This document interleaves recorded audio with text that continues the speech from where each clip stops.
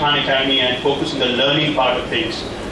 Over time, we might start thinking about the credentialing and the certification side of things, and that will be more through partnerships with existing organizations. But that's a good pointer. Yeah. The videos that we have, can it be like arranged level wise? Because when there are certain videos there are many topics on this, and I don't understand which video would be, sometimes the things that they say in the video they're not required for my age or my class. So there are a lot of things which I don't understand also. So can it be like arranged level wise, at least like 3 levels, level 1, level 2, level 3, so I would know which one's the higher level. Yeah. I would challenge you on one part. I mean, you said might not be required for my age. There's no, you can learn whatever you want, whenever you want. So I understand your point. It is a little confusing in terms of how, especially when there are now over 3,000 videos. It's difficult for a student or even sometimes teachers to tell students what videos to focus on. So we are organizing all of our videos into topics, and within topics it goes in order. The easiest one is in the top, and the hardest one is in the bottom, and so on and so forth. So that's happening. But just keep in mind there is no age to learn anything. If you're ready for calculus now, you can learn calculus. I would like a whole section for external competitive exams like IMO and JSO, so that we can at least prepare for such exams, such competitive exams. Honestly, I must confess, I don't know what IMO or JSO is, but there are some competitive exams where we have content. Again, going back to the point about we are not at this point focused on a credential or a degree or a certificate or a competition. We are focused more on pure learning. So we are trying to build content for that. So for instance, if IMO or GSO requires elements of math and physics and things like that, one way to think about this is, can you as a student determine, here are the 5 different things that I need to pull together for this particular exam, and I'm actually going to pull all of those together and then create my own section or playlist on what IMO is about. That's the approach we'd be more likely to go towards, but we like to provide content for everything. So you can create a separate chat room at Khan Academy where at least a staff member is present, so where you can ask your doubts, general doubts or related to some topic. So you can do that. There is something called, so Khan Academy is getting more social, if you will. So we have features where you can have students interacting with one another. The point that you made about having a Khan Academy staff be there to answer questions. Instead of a Khan Academy staff to be there to answer questions, we believe we're actually, when people answer questions, we rate the answers. And we say, this answer is really good, this answer is not so good. And so there are trusted people who come out of that process who might be anywhere in the world. And so there are already features like that on videos where people can ask questions and others can answer. And you can, based on the rating for that person, whether the answer is credible or not credible, and so on and so forth. So yes, that is something that we're building. It's a good suggestion. Right now, Khan Academy offers videos only in English. So to cater to the masses, could you also introduce videos in other languages, not only Hindi in India, but also like in other places? Yeah, that's a fantastic point. Absolutely. I think it's important that it's not just in English. We are working to help translate a lot of our videos in other languages.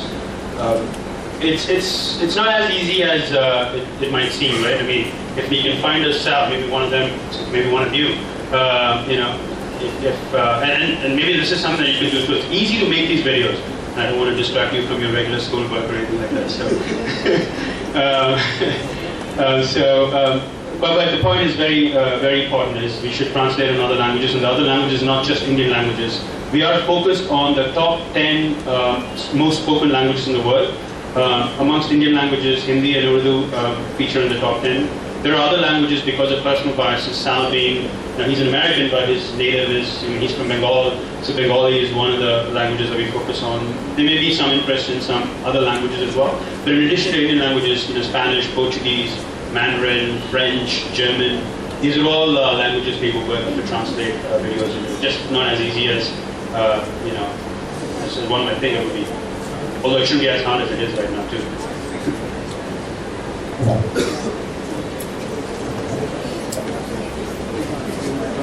sorry to ask again. But sir, like there are other sites like physics forum or there where people can write their questions, and it's not necessary for staff member to answer it. Any person who knows its answer can immediately answer it. So sir, that would be much more quicker and more efficient also. Yeah, that's how it is right now. So anybody can. As a matter of fact, we prefer that, we only, but just so you all know, Khan Academy has about 25 people total. Period. Total. That's it. So we have about, 2/3 of them are engineers who do coding and write programs and software and all that kind of stuff. A few of us work with schools, and about 4 or 5 of them make videos. Sal being, who makes the most videos. So we don't have a whole lot of people to answer all these questions. So we do believe that the crowd at large can answer all these questions. We have subtitles for by heart videos because she speaks very fast and you don't understand what she speaks. No, for by heart videos you don't have it. Maybe not all of them, you're right. So how many of you know what the videos that he's talking about? By heart. By heart is one of those. I said there are a few faculty members or people who make videos. By heart is one of them. How many of you have seen the by heart videos? Clearly one. And a few there. So I would encourage you to have a look at a few of those. And what she does, there are about 25 to 30 videos that she has made. What she does is quite different from what Sal does. So the way Sal does his videos are, it's a blackboard and he explains topics in a very natural way that's easy for you to understand. What Vi does is, it's a girl, she actually tries to bring math to the real life, math actually sees in the real world. So as an example, she's made a video on, Fibonacci numbers. And some of you, the 6th standard folks, probably know Fibonacci numbers. Yeah, so Fibonacci numbers, and she basically takes a pineapple cone from the street. She walks down and she sees a pineapple cone, she takes it, and shows how Fibonacci numbers really apply in the real world. I mean, that's just an example, but her videos are really creative and brings a lot of math to life in the real world. And one of the ways in which you can use them is, say, suppose you're doing something on numbers or number theory or whatever. You can watch one of those videos to motivate you.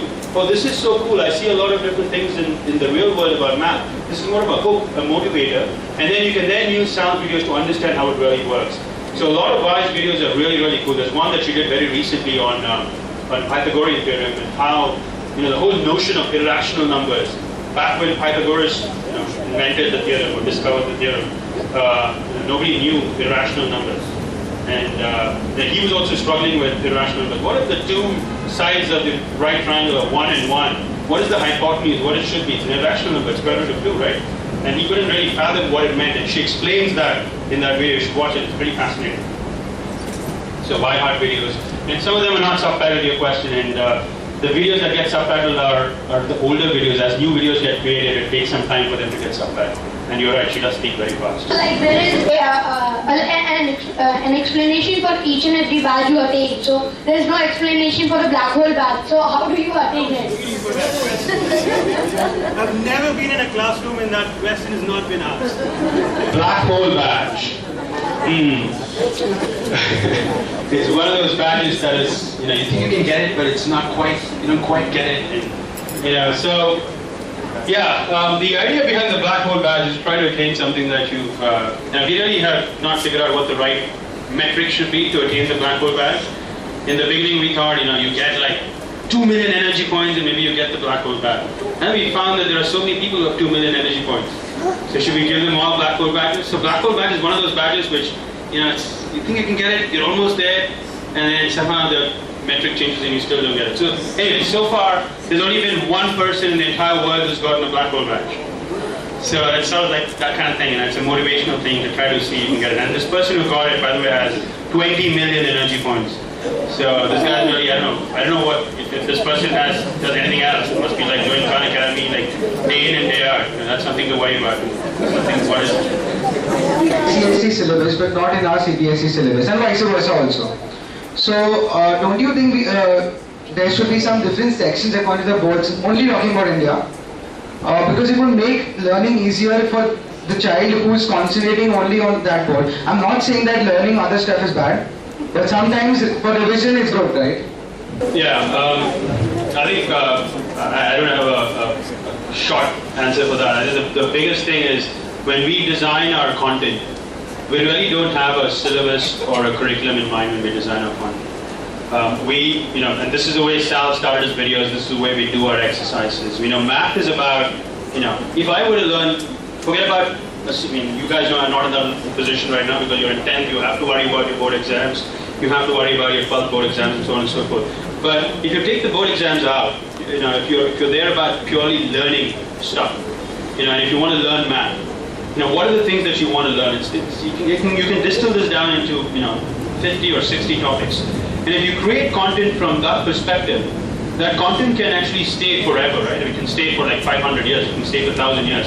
Every time CBSE changes their syllabus, or every time the Arkansas State Board in the US changes their syllabus, we don't have to worry about adapting our content to that. If you create content based on what really needs to be learned, and leave the notion of mapping of that content to the respective standards, to the schools, the boards and so on and so forth, we can focus just on the content, just on the pure learning aspect of it. So that's why we don't have videos from tailored to that. But I would argue that most of the videos can be used for almost any syllabus, but somebody has to do the mapping.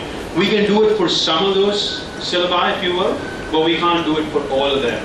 So that's our approach to content in general. Hello sir, my question pertains to economics. I've seen that there are many videos on macroeconomics and microeconomics. I have a few questions. I would like to ask you something. Can you suggest a few videos which teach the basics of economics or the ABC so that I can watch them? Put me on the spot. You've actually asked the question assuming that I know what all the videos are and I've watched all the videos. Which I clearly have not. I've watched some of them. I've done all the exercises actually, but I've not watched all of the videos.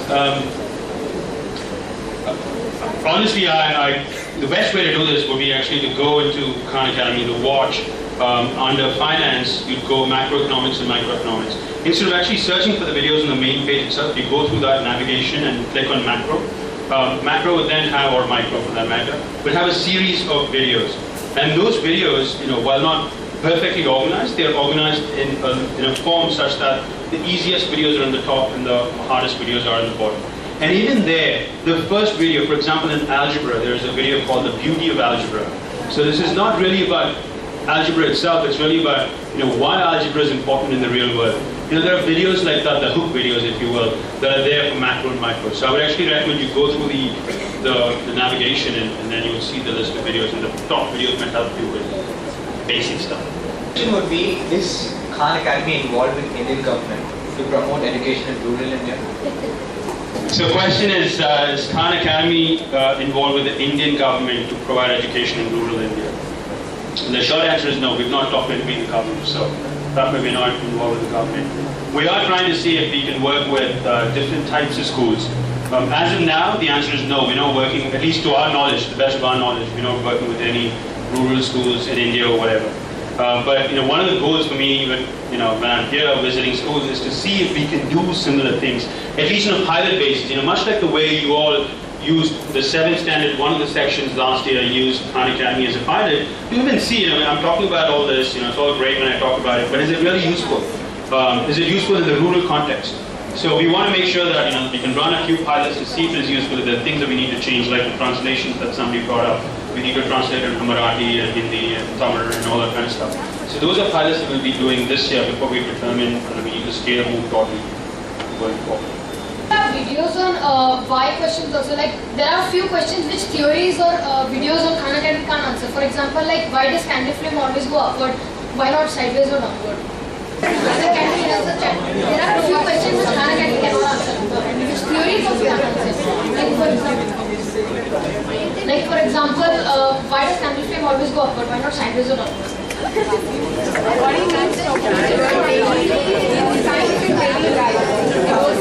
Yeah, I think the point you're making is, similar to what why does on math. You can ask questions on, or have videos on science on why some things happen one way and not the other. Yeah, I think those are good ideas to try to incorporate into our videos. It might happen in a few weeks and you can say, hey, I told this, and that's one of the reasons why it happened. All right, thanks everyone. I'm going to hand it over to Ms. George. Thank you, Mr. Sundar. Nice to hear him. And something which I want you all to take home is the fact that learning is not for exams. Exams are for learning, okay? So when you're talking about putting it in compartments as to NTSE, IMO, board exams, I want each and every one of you to do learning for understanding the concept and for the joy of learning. I have here incidentally Sutheert, who's an ex-student, and I see him as an example of somebody when he was in school, he enjoyed the process of learning, and there is not an exam which he couldn't crack. Are you getting me? He just enjoyed learning, and he did various things while he was in school, and he's doing n number of things. He's a doctor, he's a lawyer, and he's going to do some research in Germany in neuroscience. So can you see, and he is the only student who studied 6 subjects here, while the requirement was only to study 5 subjects, and he wanted to do 7. So the whole idea is that if you know the concept, you can apply it anywhere. So learning for the joy of learning, and that's where I think the message that I want you to take home from today's session, also with Khan Academy particularly, talking about different levels and all that, you're free to explore more. It's not that if you've been asked to view this video, you should stop there. Today, look at the opportunity that you have in hand. You know, when I became a teacher, I had to myself go back to a lot of clarity in things, and today you as a student, if I wanted today to go and learn something about a new concept which is not in my syllabus, I have it at hand, you know. So I want you to leave you with that message, and I would hand over to Mrs. B if she wants to share something. Yeah, just to reiterate what ma'am said, you know, we have students, especially for class 11 and 12, and they say, is this for IIT JEE or is it for CBSE? The concept remains the same regardless of what exam or what board you are preparing. Okay, so that's a very, very important. I mean, you know, when somebody said, can you structure it into, you know, CBSE, ICSE and all that, that's not what we are looking at, and that's the mindset we want to break. And I think that's the mindset Khan Academy is wanting to change. You know, we were discussing with Mr. Sundar downstairs, and we were discussing the pros and cons of structuring it, and Sunita ma'am said, but I don't want the structure. We want you to you know, have it open-ended. Learn at your own pace, right? And keep learning more and more. And it doesn't have to be, you know, it has to be level agnostic. It cannot be, I am in this level, so I will study only this much. I can understand more. So, you know, this whole thing about constructing your own knowledge, I'm sure you can do it, right? So what we are doing in class now, the flipped learning, is all about that. You explore at your own level, at your own pace. Okay? Yeah? Anything else? Okay, we're going to, how many of you were in the 7th standard pilot class last year? Okay. And you were the one who got the point? Who was it? You got. Okay, so he's Gurashish. You remember you spoke about Guranj. And yes, you had those points, yes? You're the one, you remember you mentioned that he reached that, okay. So that was one, and there was this question about somebody who had some number of points and then the points dropped, yes? Remember? Who was it? Somebody in your class who was in the proficient stage and moved into the review stage. You moved back. You understood why you moved back. So would you like to explain to them why they moved back in their from proficient? So, I don't know what exactly happened in your case, but you basically, in Khan Academy, when you do exercises on any particular topic, you know, you'll get proficient as you do more exercises and more problems right in that particular exercise. Once you get proficiency, depending on how you got there, so for instance, you were in 7th standard, so you're doing basic addition, adding 23 plus 24 or whatever. That's simple for you, and you probably know the answers and get proficient in that exercise really quickly. And you might do 6 problems, and the first 6 problems you do, you might get right. There might be another, for 7th standard, you might be doing linear equations or whatever. It might take you much longer to get proficient in that particular topic. And when you get proficient slowly, and we can actually see, how many problems you got right, how many problems you got wrong, and so on and so forth. We compare what you're doing with what everybody else in Khan Academy is doing, and right now there are about 6 million people who use Khan Academy worldwide, right? So I can actually see, how you in particular are doing with respect to somebody else. And based on that, I can say, okay, this person learned, but he's likely to forget because, he got proficient, after doing many, many problems, which is not bad, right? I mean, that's how you learn. So you get proficient. And when we think you might forget, we will say, now it's time for you to review. So you have to go and do at least one more problem and show that you get it. So if you do one more problem and you get it, then you go back to proficiency, and then this review cycle keeps happening and slowly decaying over time, and eventually we say, okay, I know this guy gets it, so I don't need to have to make him review for some time. But if you don't get it right and you get it wrong, then we know, yeah, he did forget, so he has to go back and redo and try to reattain proficiency. So that's the whole idea. But now, the new version of the Khan Academy, many children are doing the separate many times and they're getting many batches, there's a problem or something like that. So what you're talking about is this change in how the system is right now. After doing one question, every one question we get 2 batches after every question.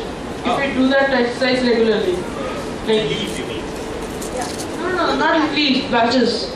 We get the batches regularly. After each question we get 2 or 3 batches. After each question.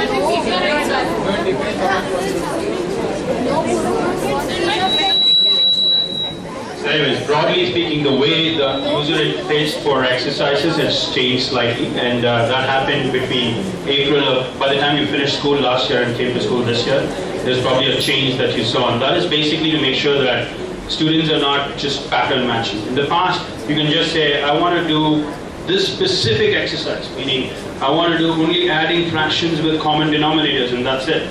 And then you don't even really think about what you're doing. You only say, with common denominators, all I have to do is add the numerator and that's it.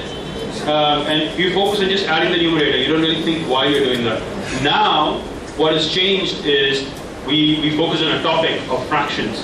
And so you'll get different types of questions within fractions. So you won't always get common denominators. You might actually get uncommon denominators.